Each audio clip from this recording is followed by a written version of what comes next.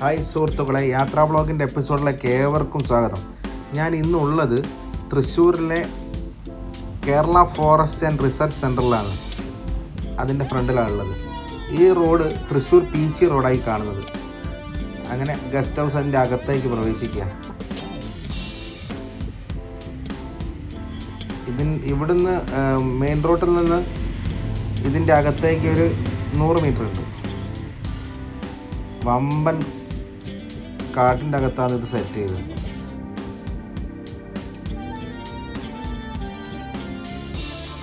വമ്പൻ മരങ്ങളാണ്, എത്രയോ വർഷം പഴക്കമുള്ള മരങ്ങളാണ്.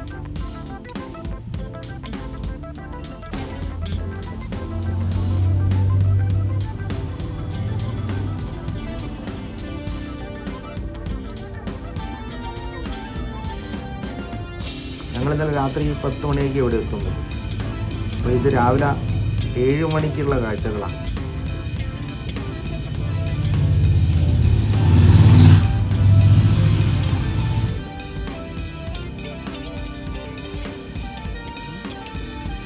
ഇതിൻ്റെ അകത്തോട്ട് ടാർ ചെയ്യുന്നുള്ള റോഡ്. ഓരോരോ മരത്തിൻ്റെ വലിപ്പവും അതിൻ്റെ ആ മരത്തിൻ്റെ വണ്ണവും നോക്ക്. ഈ റൈറ്റ് സൈഡിൽ കാണുന്ന ഇത് ഈട്ടിയാന്നാണ് പറഞ്ഞത്. 100 വർഷത്തിൽ കൂടുതൽ പഴക്കമുള്ളതാണ്.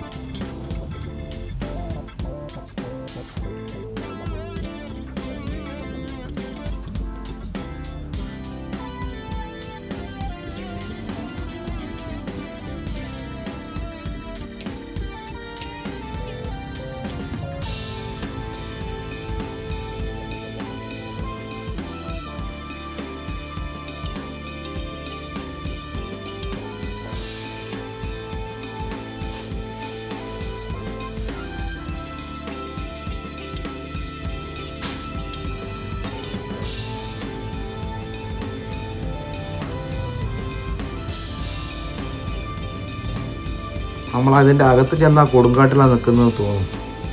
ഫുൾ ചുറ്റും വമ്പൻ മരങ്ങളാണ്.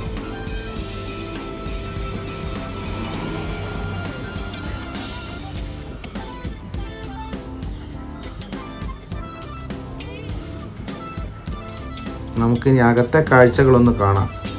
ചെല്ലുമ്പോൾ തന്നെ അകത്ത് തന്നെയാണല്ലേ കാട് സെറ്റ് ചെയ്തതല്ലേ.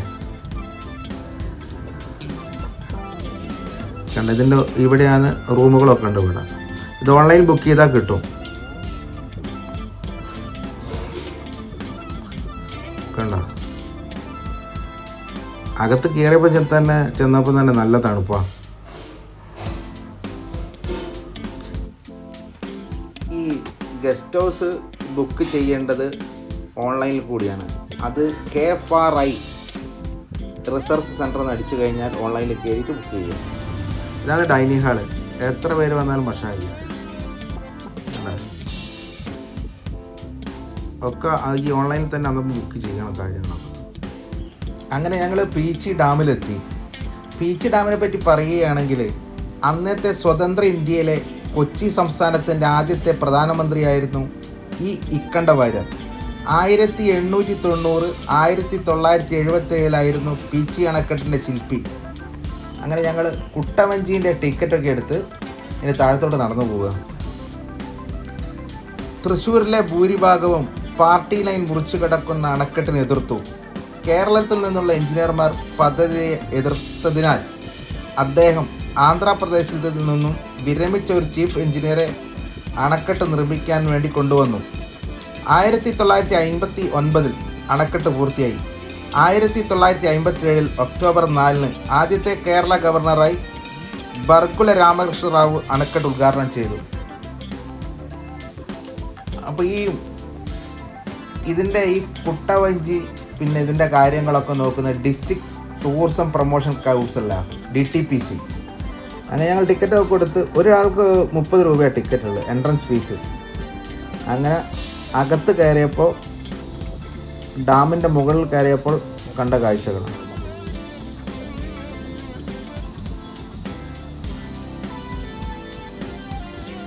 എന്താ സ്റ്റൈല്! അപ്പോൾ താഴത്തോട്ട് നോക്കിയപ്പോൾ കണ്ട കാഴ്ച, അവിടെ ഒരു ഗാർഡനൊക്കെ സെറ്റ് ചെയ്തിരിക്കും. ഇവിടുന്ന് ഏകദേശം ഒരു 200 മീറ്ററിൻ്റെ അടുത്തുണ്ട് അങ്ങോട്ട് താഴത്തോട്ട്, ആ ഗാർഡൻ സെറ്റ് ചെയ്ത സ്ഥലത്തേക്ക്. അടുത്ത് പോയി കാണുമ്പോൾ നല്ല സ്റ്റൈലാണ്. ഇവിടെ നിന്നാണ് കൃഷിക്കുള്ള, തൃശ്ശൂർ ജില്ലയിലെ കൃഷിക്ക് ആവശ്യമുള്ള മൊത്തം വെള്ളം ഇവിടെ നിന്നാണ് കൊണ്ടുപോകുന്നത്, പീച്ചി ഡാമിൽ നിന്നാണ്. പിന്നെ കുടിക്കാനുള്ള വെള്ളങ്ങളും. എന്ത് രസകരമായ കാഴ്ചയാണ്. ഇപ്പം സീസണല്ല, സീസണായ ടൂറിസ്റ്റുകൾ ഇഷ്ടം മാതിരി ഉണ്ടാവും ഇവിടെ. നല്ല ഗാർഡൻ തന്നെ താഴത്ത് സെറ്റ് ചെയ്തത്.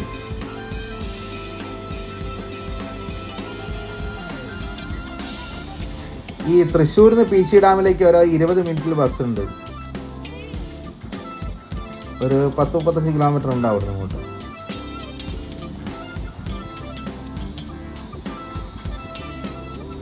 ഇതിൻ്റെ അകത്താണ് കുട്ടവഞ്ചി ഉള്ളത്. ഇത് കാലത്ത് 10 മണിക്ക് സ്റ്റാർട്ട് ചെയ്യും, വൈകുന്നേരം ഒരു 5 മണിയാകുമ്പോഴത്തെ നിർത്തുകയും ചെയ്യും. ഈ കുട്ടവഞ്ചിയിൽ സവാരി ചെയ്താൽ മൃഗങ്ങളെ കാണാമെന്നാണ് ഫോറസ്റ്റുകാർ പറഞ്ഞത്. ചില സമയങ്ങളിൽ ആന നിർബന്ധമായിട്ടും ഉണ്ടാവാറുണ്ടെന്നാണ് പറഞ്ഞത്. ഇവിടെ നോക്കുമ്പോൾ തന്നെ എന്ത് രസകരമായ കാഴ്ചകളാണ്.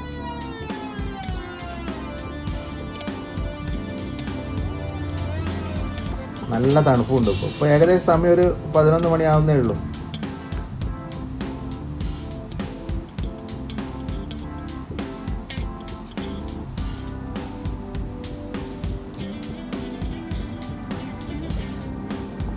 വാഹനത്തിൽ വരികയാണെങ്കിൽ ആ ബാക്ക് സൈഡിൽ അവിടെ ആ സൈഡ് വരെ വരാം. നടന്നും പോവാം. നടന്ന് ഡാമിൻ്റെ അടുത്ത് തന്നെ താഴത്തോട്ട് ഇറങ്ങി നടന്നു പോവുകയും ചെയ്യും.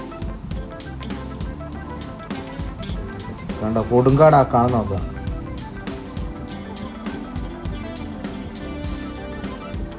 ഇവിടെ നിന്നാണ് സവാരി തുടങ്ങുന്നത് കുട്ടവഞ്ചി. ഈ വീഡിയോ ഇഷ്ടമായി